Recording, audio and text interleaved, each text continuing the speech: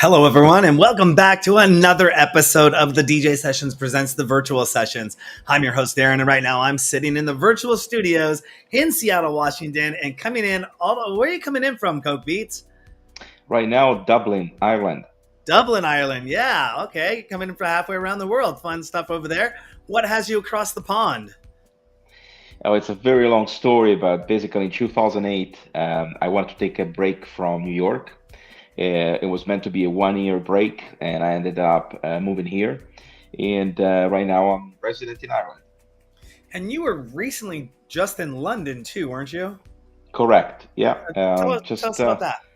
Yeah. So the first, well, actually, it was yeah, it was a weekend ago. The past weekend, right before the 1st of August, I was in London for a mini festival, a mini summer festival, in a venue called Studio 338. It's a 3,000 capacity venue in Greenwich, in London. And if you are into electronic music, in house and techno, I strongly suggest to check it. Or if you're just visiting London and you want to listen to a wide range of talents of producers and DJs. They have these really cool events that they run from 2, 3 p.m. During the day up until 6 a.m. on the following day. And they have two stages. One is a garden stage, and one is a main room, main stage. The garden stage is obviously for the first half of the event, where they have more chill out vibes, house music, deep house, for DJs, and you can literally have a drink on the grass, because it's a garden basically. There's a really beautiful stage built on top of a garden in summer vibes, definitely. And then you can move inside, and then they have what they call a 360-degree stage. So basically, you have the DJ playing in the middle of the crowd. You can go and be very close to the DJ and see them, spinning on vinyls or on digital if it's CDJs. And I was there because it was both because it was the launch of a label called Release London, and they organized the warm up DJs up until around 10 p.m. And after 10 p.m., they had the more well known names. In particular, Cassie, which is she's a historical DJ. She played several times at Berghain in Berlin. She doesn't do anything, like hardcore, like techno. She's more like into the house vibes, a very good music selection. And then right after Cassie, there was Lily Palmer, which is one of the new, well, not really new, but it's kind of like on social media. She's an upcoming name. She's a brand new name. She recently started in the past year and a half tour, on pretty much on a global scale. And yeah, and it was great. And that's, Lily Palmer obviously was a lot more up tempo, a mix of melodic techno and a lot of, energy tracks. And because she's a social media sensation, at the moment when she went on stage, everybody was out, with the phones, like as it is right now, on Instagram, and sharing, being there. It was a completely different vibe, I have to say, from like Cassie, because Cassie, she performs in venues again like Panorama Bar and Berghain, where there is a strict no smartphone policy. You probably heard about it. So there's two different schools, and this is also related to to your question about London. And what is happening in London is that you have certain venues like Egg London, or Fabrique too, or Printworks, depending on the night. Or Printworks now is temporarily closed. I was there 6 months ago, or for one of the last events, most recent events. Printworks is a typical big warehouse with concrete walls, very good, for like the more energetic and raw sounds like industrial and techno and stuff like that. But they have this policy about phones, right? So in certain venues in Berlin, they put a sticker on phone, so you can't take photos, you can't take videos, because they want people to be focused on the present. Yeah. They don't want people to be. I mean, you can take photos in certain venues at the bar, for example, but when you're on the dance floor obviously is huge, and they want to keep people focused on the present. And just you can do whatever you want. You can wear crazy clothes or do any sort of bizarre, behavior, like whatever you're into, right? You don't want to have thinking about being bullying online, all the kind of stuff, which is obviously a recent issue in many venues. So that was, before Lily Palmer, and then Willie Palmer comes in. It was the complete opposite audience, which is the audience that wants to be seen. So it takes selfie and all this kind of stuff. I thought it was pretty cool because you could have both, types of crowd in the same venue, different generations, different backgrounds. It was really cool. It was truly a mini festival. That was the name of the event, Mm. Studio 338. So that's my recent trip, and obviously also when I was there, uh, I had the amazing opportunity of meeting producers. I met a producer called New Digital Fidelity, which is actually planning to move to Chicago. He produces a lot of music, which is like house or Chicago house influenced, a lot of vinyl record releases. And we're going to talk about actually in the next questions about a vinyl release that I gave to him too. We talked about that, and we spoke about another reality of London, which is very interesting to know, of places like Planet Wax, which is a music shop and venue at the same time. So, for example, you can go and see a DJ performing at 11 p.m. in the night, and if you feel, you can buy a vinyl record at 11 p.m. in the night. So it's thanks to that you can literally shop music, or you can hear the records that are in the shop being played, or being mixed. So it's kind of like a really cool, unique experience. So Yeah. definitely compared to the last time when we spoke, yeah, when I was traveling too, it was just a year after the pandemic. I can definitely see London being back full on now, with a lot of little realities, and obviously, also the mainstream realities, uh, pretty much back to the way it used to be. That's awesome. Yeah, I mean, it was you could feel that vibe last year at ADE that something was lifting, like something was changing, and now we're a few months away from it, like another year in, and things are getting back to full swing of production, which is just awesome. Speaking of music, you have something coming out this week on the 4th of Yes. August. Yeah. Would Yeah. you like to announce it, or would you like me to announce Oh, it? absolutely. Well, you go ahead. Well, Go ahead. it's a new release on on Smash the House label Generation Smash called Greatness. Tell us how that all came to fruition. Yeah, so basically in April of this year, I started to, go back and release, regularly one song per month. Mhm. And I had a few songs that they were planned a long time ago. One of the releases was come out in May, and is a collaboration with an historical trance music duo called Ridge Walkers, which is Ivor and Eleanor. They're both from Ireland, and they had a massive hit called Find, which still receives support by the likes of Armin van Buren and Tiesto and all the guys from Armada, basically, Alex Mhm. Moore, you name it. Still played to nowadays on A State of Trance by Armin van Buren. It's one of those all-time classics. There's a bunch of reasons why it's a classic. The sound, the voice. It's like it has all the characteristics of the classic trance song. Like if you think about White Sensation, and all the big venues in Netherlands or Belgium that are big into trance music. That's the sound in that song. And I know Ivor for Jesus ages, like 10 years maybe, or more. And this, that song was finished a year ago, and only from April of this year, thanks to the management that I'm working with, we decided to create a structure in the releases, which started in April up until now, and exactly first Friday of August, so this Friday, is going to be my first release on the Generation Smash on Smash the House label, um, which is again a collaboration between different artists from different countries.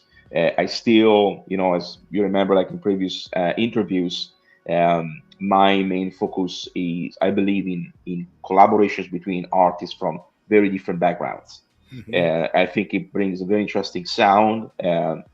Backgrounds, both cultural backgrounds, but also music backgrounds.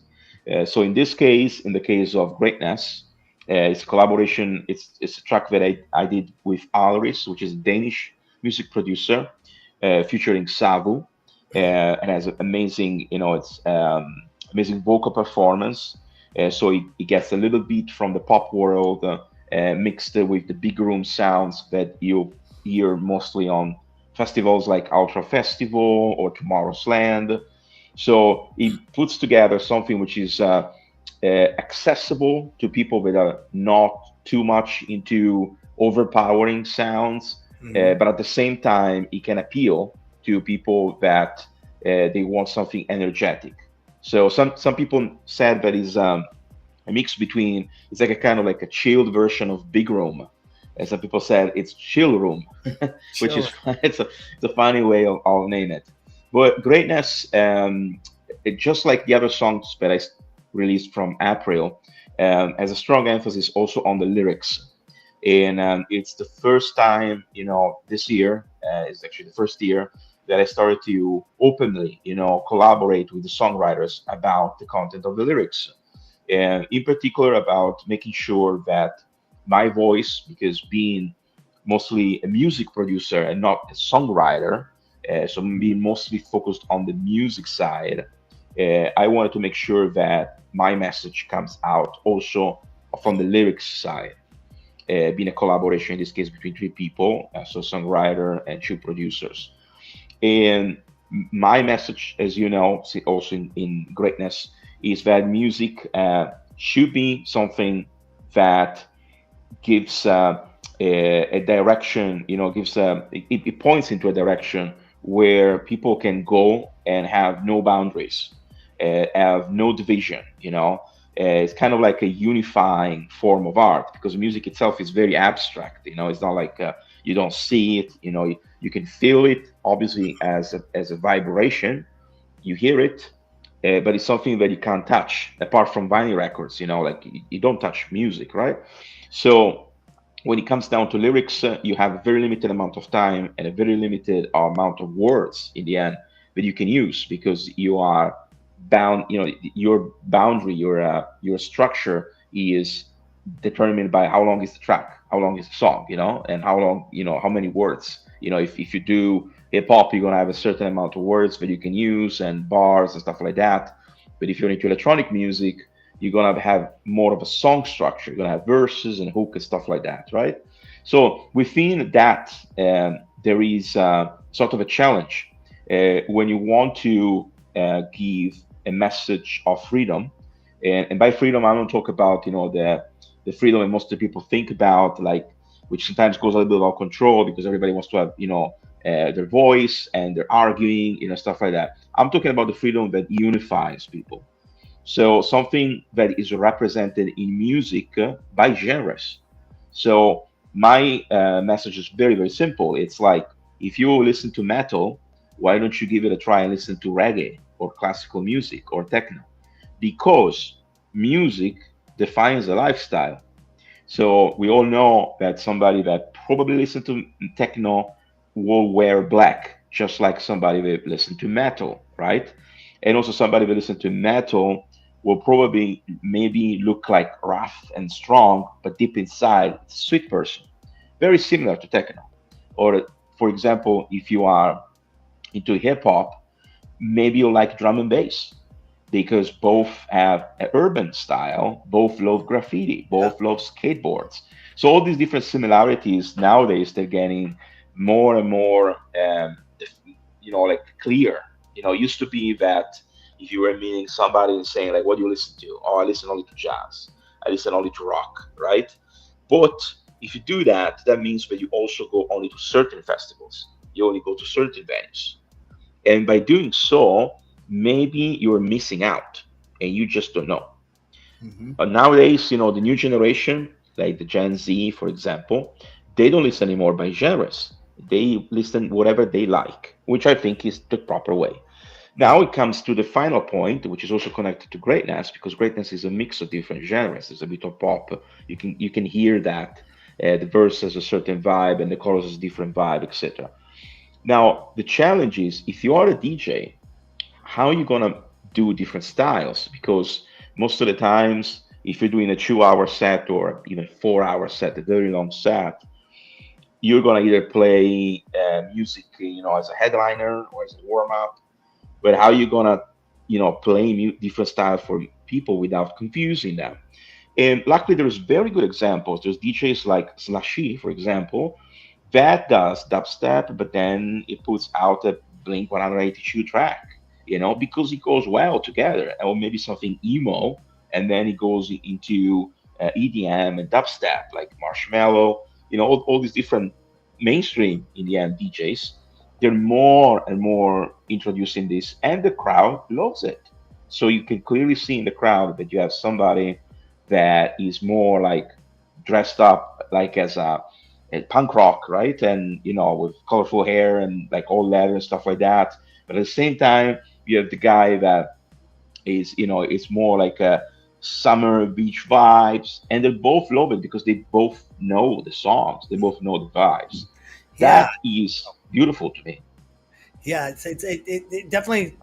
I liked what you said about the younger generation. They don't go by genre anymore; they go by what they like, and that's because back in the day when you and I grew up, we had a cassette tape, we had a record, we had a CD, and you were locked into that album while it's playing. We got pop out a CD, put in one song, pop out a CD, put in another song, and now you got 50,000 songs on your iPod, so you can choose it and make your own playlist, or even just go to Spotify and say, I want to listen to this person and who else is on that playlist, and it curates it for you, which is just really awesome as well. I wanted to go back to greatness though, and you mentioned something here that this was produced over a year ago, and I was Yeah. curious, how long does it take you to finish a production on average? Yeah. So, well, it really depends. But if it is my production, if it is something that I do purely for, for my career, because I do a lot of times, as you know, like I do remixes, I do songs for other people too. So more like commission work for hire or a label project. For my stuff, it can take up to a year. Hmm. So it's the way it works is that you have to be very well organized. So in being a solo artist, obviously I produce music also for other people, but when it comes to my stuff, I use I have a team that works with me, so I have a very well organized calendar that is planned a lot in advance. So for example, I already knew in November of the past year that I will start to release regularly from April, and I'm gonna have my last release for this year in September, and then February, March of next year, there's going to be an EP coming out. So I already know that. And Right. then what happens is that there are songs that are in progress, like a year, 6 months earlier, 9 months earlier. Of these songs that are in progress, they are taken. They're in different stages. Some of them are on the stamp, some other ones are in the demo stage, and I see which ones make sense. You see, like okay, this song it makes sense to have it done in May because there's this other song before. It's like the DJ set. It's a journey. Hmm. So people that follow me because they don't want something that sounds the same. Like, they don't want something that like in April, May, June, July, and so forth. It's the same sound over and over. There are certain elements that are can distinguish me. For example, having a hook that is high energy and then everything else, which is more song. That's pretty much in all of my songs. But there's also the element of surprise, which is important. It's also true that most of the times I always work with female singers because I like the sound. It brings out a dimension. I don't think female singers are as well represented as male singers yet in the music industry. I love to give a voice, to artists that I think can bring a unique point of view, like their own point of view, which hasn't been heard enough. Okay, and this is like these are the way I planned my discography, the songs, how they come out, and in particular, sometimes it might take a year, sometimes it might take a year and a half. Well, moving on, which is the one that I did with Rich Walkers, we started the demo before the pandemic. So that song we're talking about 4 years ago, and it went on with so many different stages, and then it was delayed because of the pandemic. And then at the end, it was originally pitched to Armada Music because obviously Rich Walkers. And Armada Music said, the sound is too old. Like they're more into, they're not anymore into like that old, not want to say old school, but classic trance sound. And they have already obviously, tracks by Rich Walkers. So that made me do another review and ended up releasing that song with Turn It Up the Music, which is a label part of Black Hole Recordings. It's just like Smash the House. It's a group of different labels. And Black Hole Recording is a progressive house group of labels. They have Miss Monique, Korolova. Korolova supported one of my songs a year and a half ago in some of her DJ sets, and she also performed here in Dublin too. So that made the connection, and they believed in the release, and I ended up releasing with them. So one thing that also I like to do is to work with different labels. So now we've Smashed the House. I have an option of two more songs with them, so I can go and release two extra songs with them. It's open, and I'm not exclusive to any label yet because in the moment, if and when I will be exclusive with a label, it will be because I can see working with that team for like 2 or 4 years. But it's not the moment yet because I'm working by singles. I'm not working by a full album. So Mhm. it takes a long time. It takes a long time to do a song. A Mhm. song, it's a living thing. And because I work with people, like with teams in each song, which are also in different countries, it does take time. And I don't believe in forcing music. Mhm. People can hear that if it's something it's forced. You started talking about the labels. What's the most important thing that record labels should do for their artists? And on the whole, do you see them doing a good job with that? Okay, so it really depends on like who you are. If you're a music producer or if you're a songwriter, depends on that because depending on that, there are different types of labels. I can say right now because I've been working in the past year and a half mainly with electronic music labels. I can say that if you want to build, if you want to focus on music and you want to build a follow up, so you basically want to get your music distributed and exposed as much as possible. At the beginning, even if you are like touring and doing gigs and stuff like that, I suggest, if possible, to work with a label. And you choose a label. Basically, like there's different ways to get in touch with labels. The best way is obviously networking. You can go to music conferences. You can work with managers that are connected with labels who will basically pitch your music, and that's completely normal, to do that. And then what happens is that you should choose a label you feel you can work with and you feel they like honestly what you do. And you're gonna be surprised because in electronic music, most of the people, when they think about electronic music, they think about pop in the end, commercial sounds, right? But if you go into the different world of like house music, techno, even EDM, right? Each label has a very defined sound. So they have, some of the labels they even they invest and they help you like in mixing and the mastering. They do the mixing and the mastering, and they give you direction. They say suggestions, saying like, and you need to be open, obviously, saying like, okay, try to put this track in a BPM a little bit slower, do an extended edit, do a radio edit. That, in my opinion, needs to be accepted because it's part of the music industry. If you want to work in the music industry, there are structures to observe, at least at the beginning.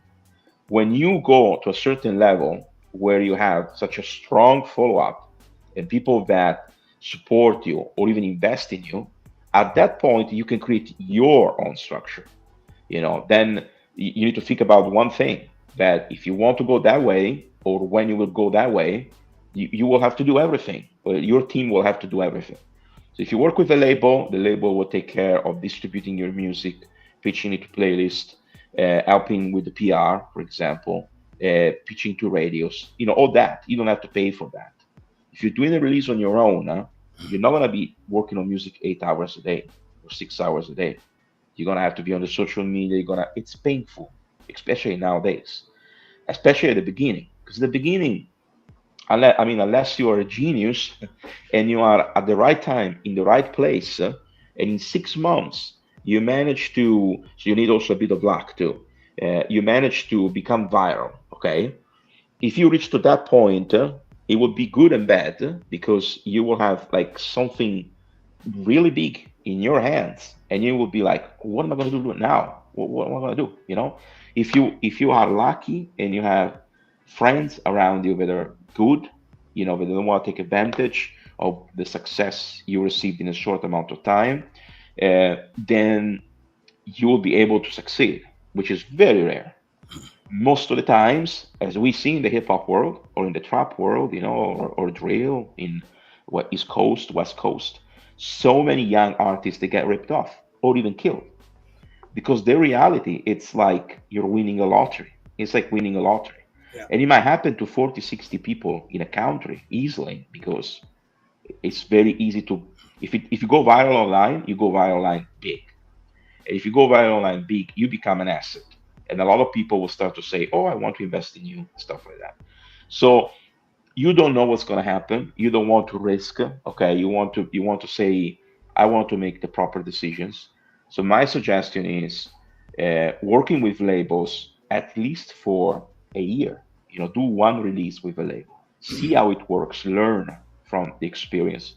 I think it's a necessary step. Because I've been myself, when I started as a session player, I was a session player for major labels, for EMI and Sony Music, and I traveled the world as a session player. Then I started to release music independently, which was the period where everybody wanted to be independent. And I had a taste of how hard it is, because you need to be the artist, you need to manage a team. So, and if you don't have the right mindset, and unfortunately, music business is not like economics, it's not like trading, it's risk, it's constantly risk. You don't know what's going to happen. A lot of things go wrong along the way. And the one that is going to take all the blame, it's always the artist. Mhm. Like, so there's no escape from that. And after the whole full independent period, then go, and say, okay, now I'm going to go with the labels. Still have a distribution deal with Sony Music. It's not exclusive. I released stuff with Sony Music. Some stuff went good, some other stuff so. But now I'm more in touch, with saying, okay, let's collaborate, let's work together, let's see what happens. Mhm. And it's a different time. It's a different time from like the 90s or the 2000s, where most of the people were thinking about labels as a major ripoff. You know, People are educated now. You can go online, you can have your contract, you checked by a lawyer for like $80, per hour. In 1 hour, spend $80, and the lawyer will check it for you and will tell you like, look, if you sign this, this is that is gonna happen. You didn't have Exactly. that in the 90s. No, did not at all. Um, awesome stuff. Awesome, awesome insight. We're going to shift gears here for a little bit, though, and tell us about the Coke Beats show. What's that all about? Yeah, so it's another thing that over the year changed. I changed a lot. So right now, up until a week ago, it's just basically a DJ set, and I have four CDJs. It's two setups. I either go four CDJs because I like to have different layers, have different tracks. I really and this is another thing that is another tip or suggestion to DJs in general: experiment and try to do mashups. Try to see literally having different tracks playing on top of each other, because of different genres. Like have a reggaeton playing as a break to an EDM track, or over an acapella from EDM, because you're gonna be surprised, and people will love that because it's fresh, it's different. And in the end, people they just want to have a good time. Like they don't care if you are a hardcore EDM, DJ. You're playing who you are, but you also have an audience in front of you. So there's, the simple setup of four CDJs, or I have a setup where I have a mixer and two vinyl record players. And the mixer, it's a Tractor Z2. I think it's portable, really cool.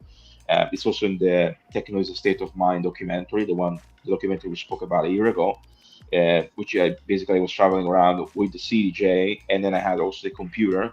And the cool thing about that mixer, but also other DVS mixers, and Pioneer now has a vinyl record player that I have that built in, which is the capacity, the option of switching between analog and vinyl. So if I want to play, with the feel of having vinyls, I have vinyls that are connected, to Traktor or Serrat. I use Traktor, but it could be Serrat, it could be anything else. And then I can just change, the digital vinyl and put a real vinyl and mix it. Because some releases they're not digital. Like when I do a house set or a techno set, which not necessarily just techno, it could be dub techno, it could be ambient techno. Do all these different subgenres. There's amazing releases where they're not on digital; they're just physical. So and if I have the option of expressing myself like for like in a long DJ set, that's what I like to do. I like to switch between a release from 2023 and an analog release from 99. Like why not? If I feel it goes well and it brings you to a good journey, why not? So that's the setup that I have. But for the gigs that will come up in 2024, I can't say anything about that, but there's going to be gigs in 2024. I'm thinking about and it's not easy to have a hybrid setup, which is still minimal. So by hybrid setup, it means that I played with a dance duo here in Ireland, and I still have the dance duo. We did gigs in spring and the first part of the summer. The duo is called Malibu Vice, and it's like a 90s house with remixes of classics. And in that setup is the mixer, and I'm playing percussions. I'm playing the digital uh, drum pad. So Mhm. it's live. It's live drums, and there is another guy on a guitar, playing those like old school like 80s, keyboards that you wear them, you play them like a guitar. So that element I think is really cool. Um, there is Jax. There's a few DJs, producers that they have that. Obviously, Fred again, it's popular because it uses, it's the machine, the sampler. But I like that element as far as I can have also the flexibility of accessing a music library.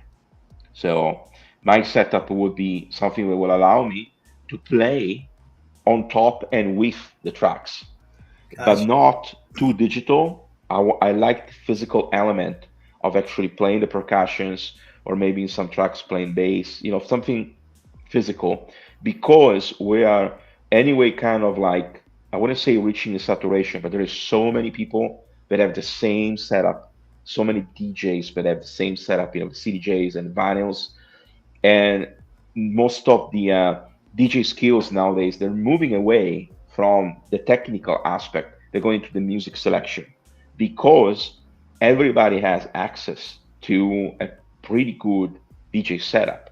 So the live performance will eventually come in. It's already coming in, like Fred again, it's already coming in, but it will become more and more prevalent because people will be, they wanted to have more. Sometimes, looking at the DJ mixing, it's boring for people, unless it's a big event. So that physicality will become something more, common, and I want to bring that aspect in my setup. Yeah, I've seen a lot of people transition to that over the years, wanting to bring more of a live element to the setup. One of my business partners in Arizona, he'll bring a full drum kit in, he'll bring a guitar, and he'll have drum and bass playing, and he'll play drums over drum and bass. He'll get out and start playing the guitar over the drum and bass, and then go back and start playing the drums.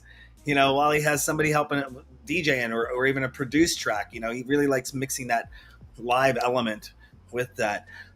So you got your podcast series. What are the top three regularly listened to podcasts and or live stream radio shows that you listen to or you follow? So, in your one or in general that I follow? Top three.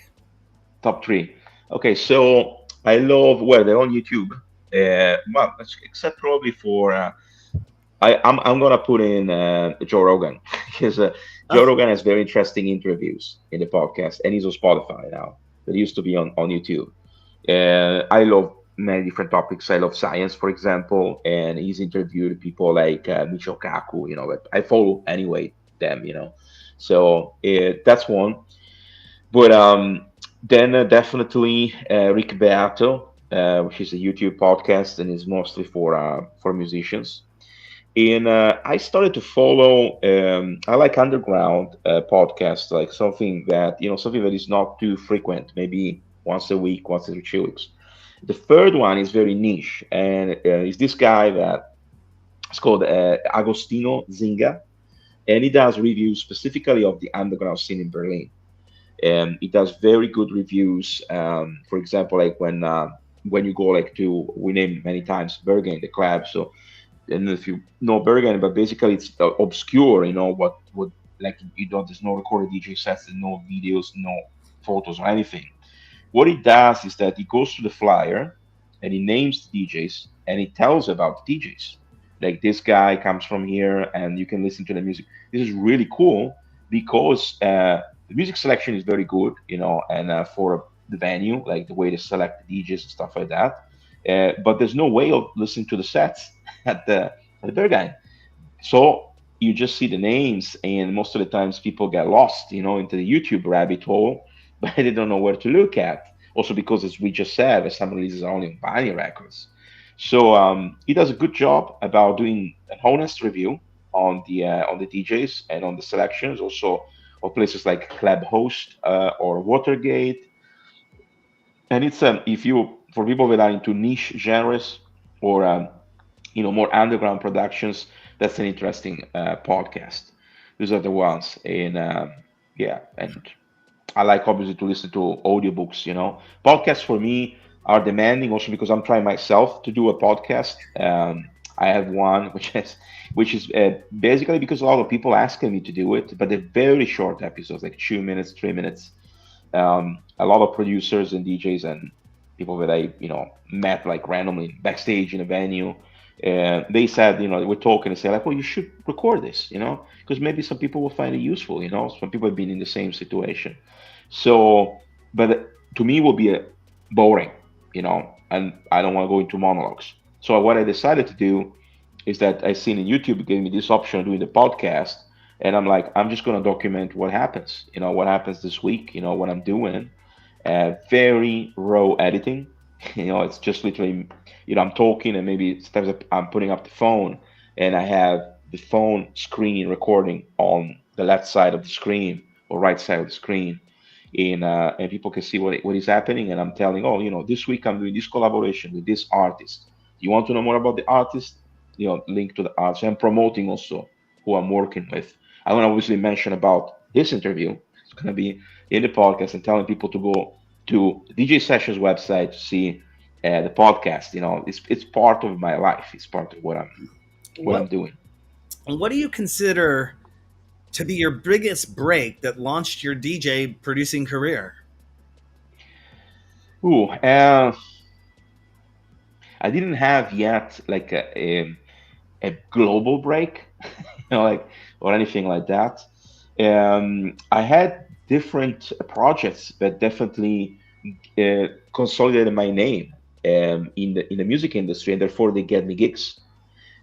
So one probably so there is obviously some are completely random. For example, in 2019, I did a bootleg mashup rework of Jason Derulo, Snoop Dogg, a song which is called Wiggle, and I did a 30 seconds thing, and I put it out. I just didn't care. I just put it out at the time. I didn't even know if Coke Beats would be going around. And that little piece of music, it's basically a DJ. They call it DJ tool, right? It's like a a little insert of music. It became massively viral on TikTok. It still is viral. It's 1.5 billion views accumulated over 2.5 million videos. It's still growing. Today it was 1.6 something billion. There's so many different apps nowadays. You can track all that, and it's still one of the top 100 TikTok songs or tracks used in videos. Different context. There is a smile context. There is Red Bull used it. There's so many, like influencers use it too. So what did he do?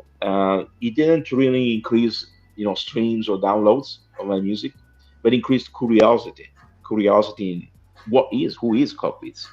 So that was like just a PR, lottery, win ticket, but completely random, totally random. I didn't expect that. I didn't know what was going to happen. I was going to And ask you about that yeah, actually, about the 1.5 billion views, yeah, yeah. how you got to that, how that happened. Oh, yeah. So that was released in 2019, and 6 months after it was released, there was this context. There is still is this context on TikTok. It's called the Smile context. So basically, you have one of those TikTok filters that it has a number on top of your head from 0 to 100. You probably saw it, I and know. the brightest smile you have, and the highest the number, and there is kind of like a countdown that goes up. It's like is a riser, and then it says wiggle wiggle, and that's me. That's if you click on the song, it goes straight to Cockpits. Yeah, that's one.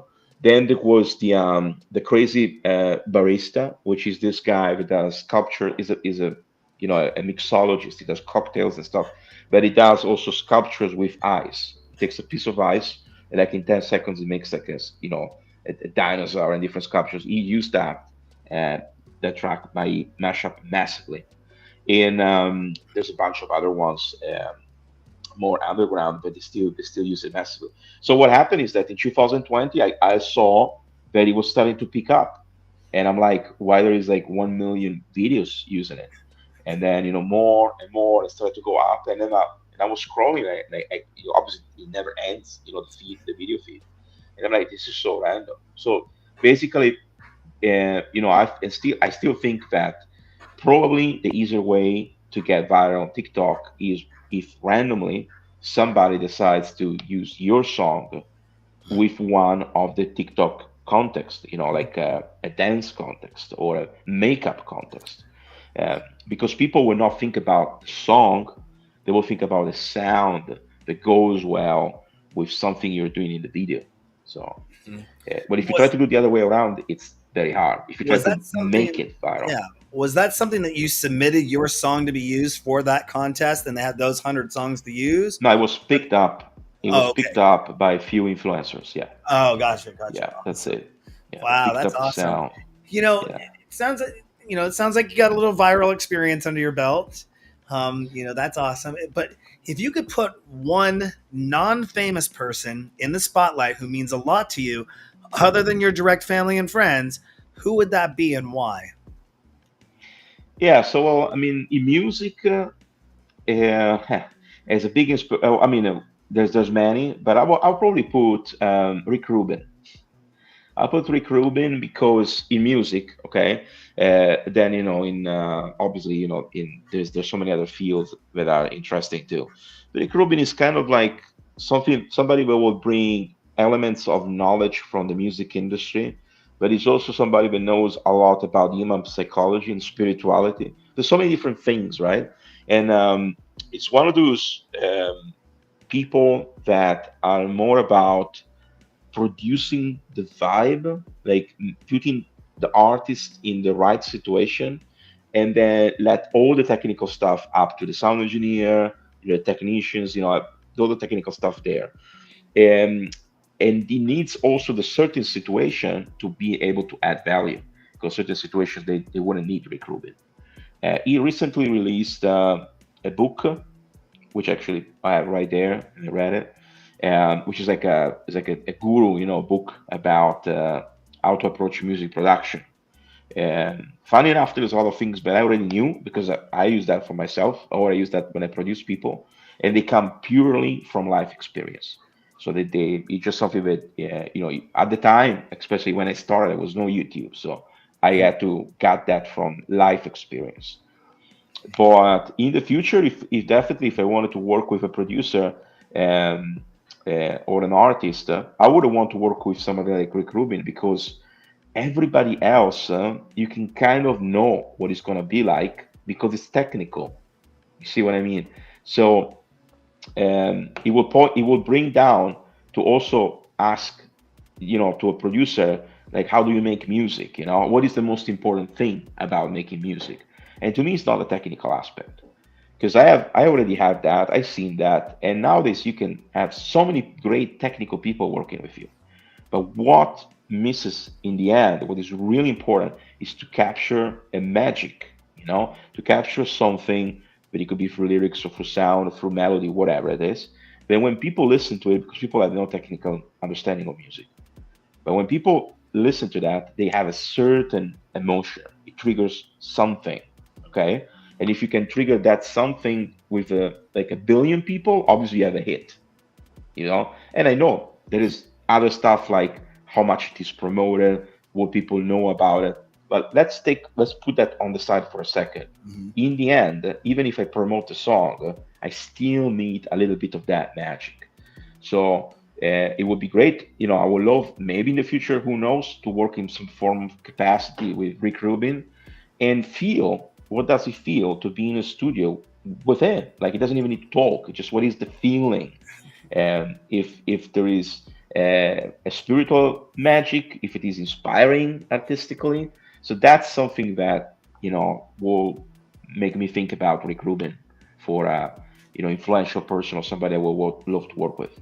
Rick Rubin, that's actually a name from Blast from the Past. That goes back to the '80s for me. Um, Speaking of an inspirational person, he's worked on a lot of stuff. Who is the most inspiring person you've ever met backstage, and tell us why that person inspired you? There is well, probably backstage. It wasn't technically backstage. It was in New York, and it was at the Transcendental Meditation meeting in Manhattan, A and it TM was David team? Lynch. David Lynch. Okay. And it was interesting because I love movies. I love Stanley Kubrick. I love Akira Kurosawa, Tarkovsky, and obviously, even more contemporary film directors, even like Steven Spielberg or George Lucas. Those classics, obviously. But David Lynch was part of my, I want to say childhood, but when I was a teenager um, in Italy, which is where I come from, Twin Peaks was a big deal. People were following Twin Peaks, and before that, obviously, because of Twin Peaks, I went back and checked Eraserhead, Elephant Man, all different David Lynch stuff, and I was like, where does he get that imagery? That like dream state. And when I was in New York, I was interested in transcendental meditation and the Maharishi University, all the kind of stuff. And I found out that David Lynch has been meditating at the time for about 30 years. And not necessarily to calm down, but just actually to get in what he calls like a deep dive. And in the deep dive, get access to this collective unconsciousness where you see all those crazy things, like a spiritual world, and you have places or creatures, right, or situations that are very similar to when you go into a dream state, but at the same time they last for longer than a dream. Because a dream is like a glimpse. It scenes. This is like like a journey. And we had a chat about that. We had a chat about that and I thought it was really cool because it was both a legendary figure, for me. It was like, oh, it's David Lynch, and then we were sharing things in common. He came to me and he says, "Oh, you got the vision, man." That's what he said to me. I remember that, and it was like, "Wow, it's great. It's a great compliment." We're talking because I didn't do transcendental meditation, and he said like, "You got the vision." Is like it's the same vision pretty much of Maharishi, and all the transcendental meditation school. So that was definitely a meeting that I'll remember. Comes up to mind. That's awesome. Um, going back to music, if you could go back 25 years in music history, or forward 50 years of music future, knowing what you know now, which one would you pick and why? Well, I'll go in the future because I already know the past. And if I would go in the past, I'd probably choose to be born in. I was born in '78. I would choose to be born in '48, so I could be probably 30 in the '70s, and 40 in the '80s, and 50 in the '90s. Those periods were good periods where you got a balance between technology and creativity. There's not too much technology, and there's still a very good human interaction, human level in making music or making art in general. There's also that innocence and danger on certain aspects that will give spontaneity to music. Um, but it didn't happen, obviously. So it's, that would be like a back in time, going back and traveling back and just experiencing something.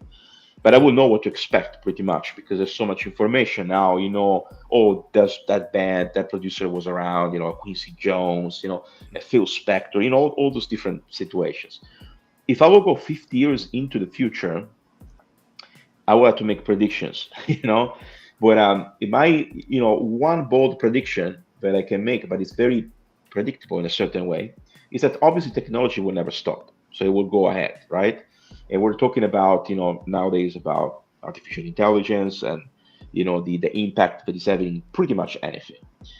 I think that in the future, no matter if AI will take over or will not take over, there will be a group of people that will feel the need of something made by humans for humans. So there will be a comeback of let's go and see just somebody playing a classical guitar in a church because it's human, it's imperfect, and maybe not listen to it in a recorded version, but go and see it performed live. Let's go and see theatrical performance, like a Broadway show, but without the production of Broadway, just to see the talent and the skills that it takes to dance and sing in a certain way, because it's human, it's not perfect. So there will be two completely, which is happening actually in electronic music right now, with no need of AI. There's two separate, not communities, so doesn't matter the genre. Two separate audiences. One audience wants everything predictable, that looks in a certain way. They know what they're gonna get because it's like you go to a restaurant and you read 100 reviews and you already know it's all like building on expecting. So somehow it's literally satisfying a reward that you already have in your head. That's one audience.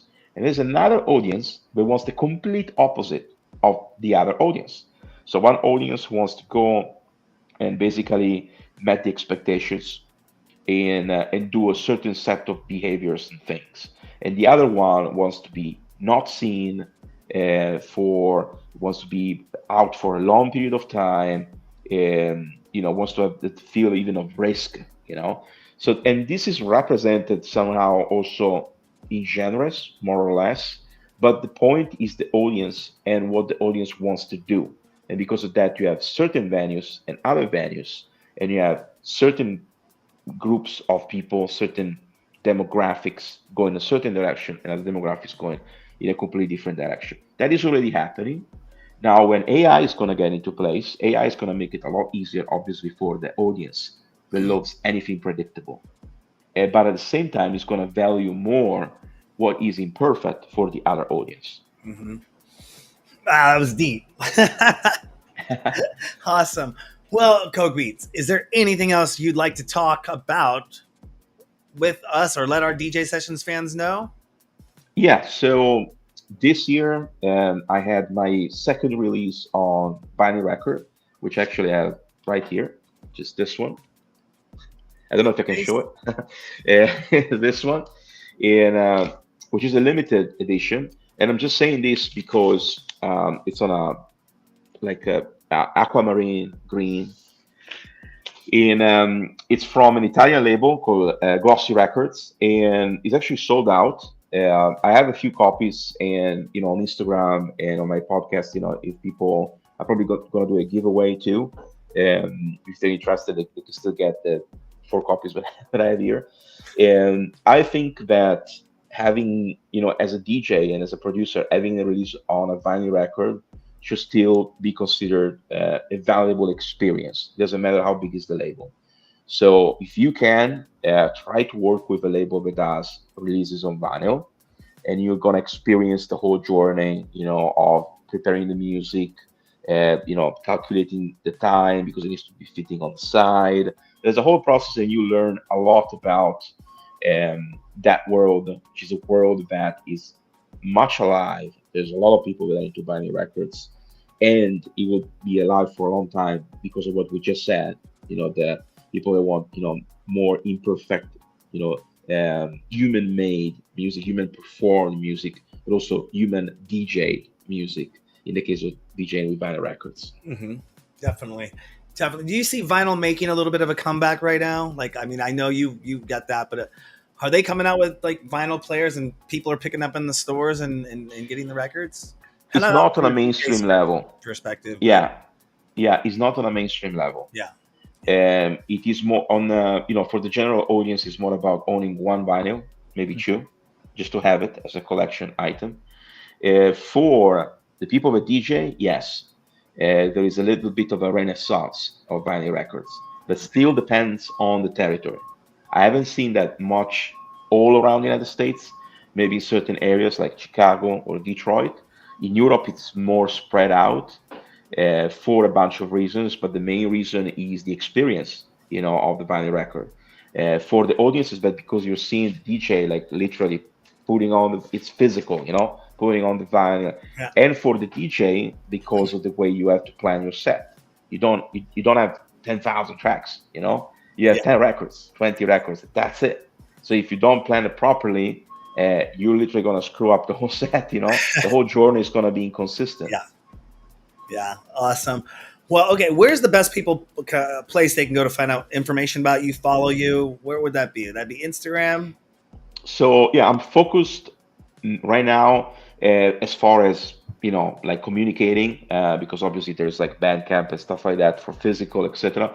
But I'm focused on Instagram, which is my main social thing, in Spotify for the music, and that's it. Yeah, official Coke Beats. That's Instagram, and but if you type Coke Beats on YouTube, I'm the only YouTube channel verified with the name Coke Beats.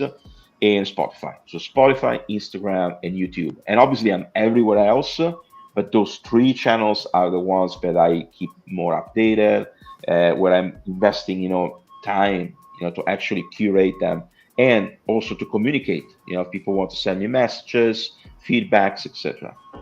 Awesome.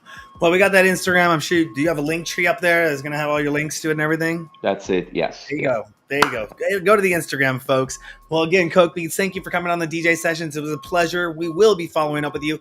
Everyone go out there and check out that newest release coming out on August 4th. Greatness. Awesome. And congratulations on that as well. Thank you. You're welcome. On that note, don't forget to go to our website, thedjsessions.com. Find us on Twitter, Instagram, TikTok, Facebook.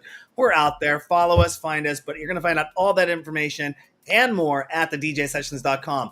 Live interviews, exclusive mixes, contests, tons of stuff. We do 24 news stories a day. Times that by 30, 600 news stories about the electronic music industry distributed a month to our site at thedjsessions.com. That's Coke Beats coming in from Dublin, right? Yes. This is Darren coming to you from the virtual studios in Seattle, Washington for the DJ Sessions virtual sessions. And remember, on the DJ Sessions, the music never stops.